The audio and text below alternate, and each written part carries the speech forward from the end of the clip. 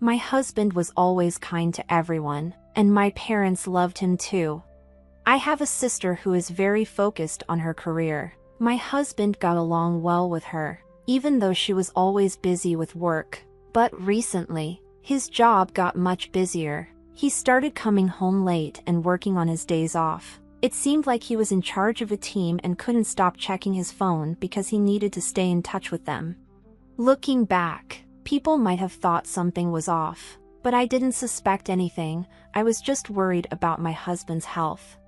My sister, who lived alone, needed to move because of her new job and wanted to buy furniture for her new place. I planned to take her shopping in my car, but on that Saturday, my boss called me in for work. It was the only day off my sister had.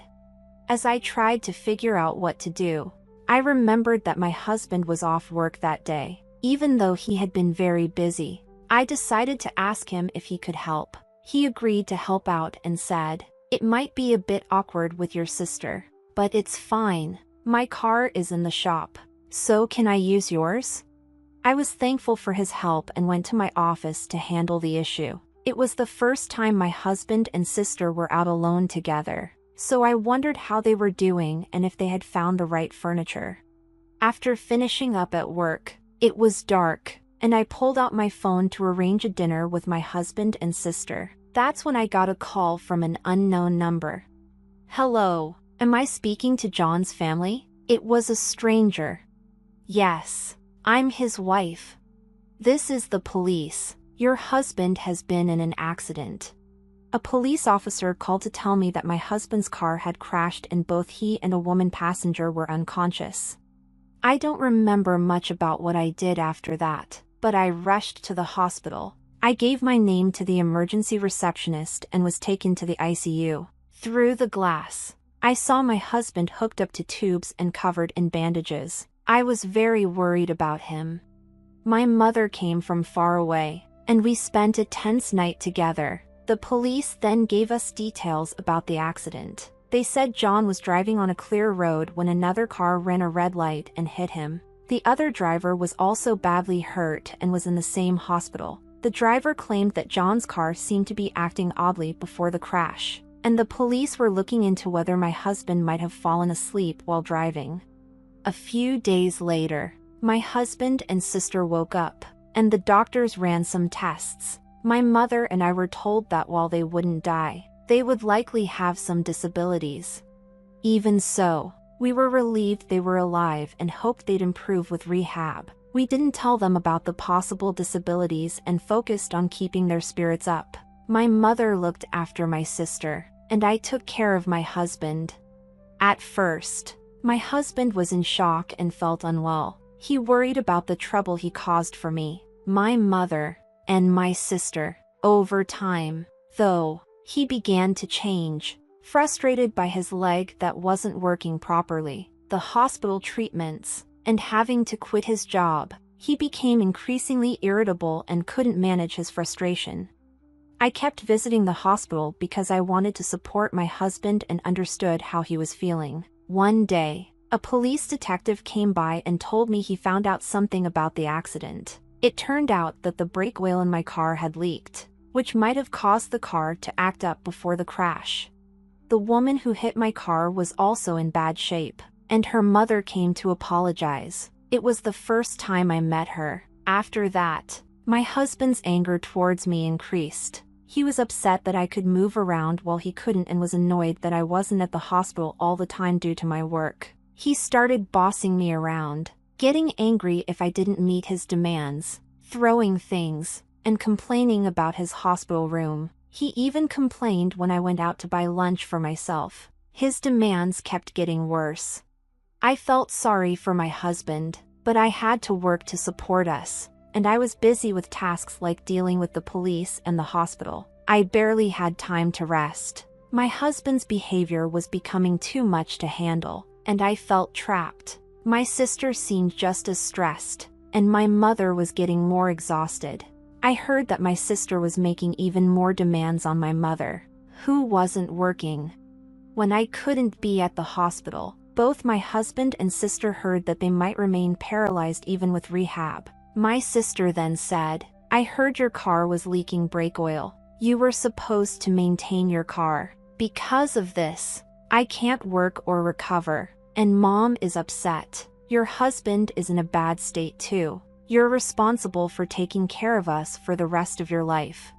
My sister blamed me so harshly that I was shocked. I called my mother, who told me that my sister had been struggling mentally for a long time and that she was too tired to visit the hospital. Still worried about my husband, I went to the hospital and found him with my sister in the common room, which was nearly empty because visiting hours were almost over. My husband glared at me and said, if you had taken the car for inspection, none of this would have happened.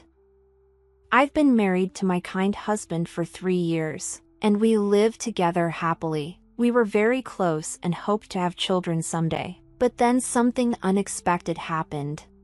My sister added, you're the reason we're in this situation. The insurance will cover it, but you'll have to take care of us for the rest of your life. Don't forget that. Hearing this, I felt something snap inside me. Since when have you become so close to my sister? What do you mean? I asked. You don't visit often, and your mom told your sister she could stay for a while. Since neither of us can leave or walk, why shouldn't we talk to your husband? It felt like my husband and sister were teaming up against me. I know, right? I said, trying to be sarcastic. You guys hadn't seen each other for a long time before the accident, right? What are you talking about? I'm talking about you taking care of us. My husband ignored my question, and my sister didn't even look at me but nodded in agreement when my husband said she would be taken care of for the rest of their lives. I didn't really expect an answer, but I kept asking, hoping they might understand how I felt. I wonder if the person whose car hit you is getting better now, I said. How would I know? She snapped. She ran a red light. It's unbelievable. Exactly. You can't imagine how scary it was. We really need to get some compensation from her. I was so close to a promotion too. If I hadn't stepped in, they'd just keep complaining. I think it's time to reveal the truth. There's something I need to tell you. What is it? I had my car inspected before the accident. Really? Then the dealer should be sued. They should have known about the brake oil leak. I know, right? So you know, right after the accident, the police called me. They wanted to check what caused the accident, so they asked to see my drive recorder. But that old recorder doesn't record sound and only starts recording after the accident, so it's useless. I see. It's just like I thought. You didn't know I got a new drive recorder? My sister looked surprised. What? I also installed a camera inside the car. Her face went pale. You know, new drive recorders start recording with even a small shake of the car. The police contacted me and said they saw the data. My husband looked confused, and my sister looked so pale she almost collapsed. You were up to something, weren't you? I asked her. What do you mean? Did you do something to the car? My husband was panicking. And why do you talk to my sister like she's your girlfriend? Oh. My husband stopped talking. I had mentioned earlier that the new recorder could start recording with a slight vibration. So many intimate moments between them were captured. I was so embarrassed when the police asked if it was my sister who was in the car with my husband. My husband's face went white. You two have been having an affair all this time? I was completely fooled. Not knowing what to do, my husband started blaming my sister. Mary isn't the only one at fault here. Just then, the mother of the woman who crashed into my car arrived at the hospital room. I had invited her to come. Don't you have anything to say to her? My sister was shocked by the woman's sudden appearance. Who's this? She's the mother of the woman who crashed into you. She should be the one paying for all this.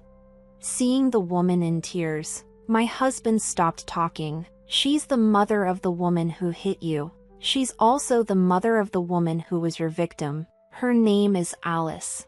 I'm sure you know who she is." When my husband heard the woman's name, he went completely pale, and my sister started to panic. "What? What's happening? Do you know the woman who was driving the car?" "So they knew it was your car and still crashed into it." "Who is she?" My husband looked lost for words. I decided to explain to my sister. She was having an affair with John. He promised to divorce me, but he never did. When Alice claimed she was pregnant with his child, John told her to get an abortion. After that, she couldn't reach him and wanted to get revenge on me. Wait, so that means... Right, you were in the wrong place at the wrong time. I can't believe I let this ruin my life, my sister said, groaning.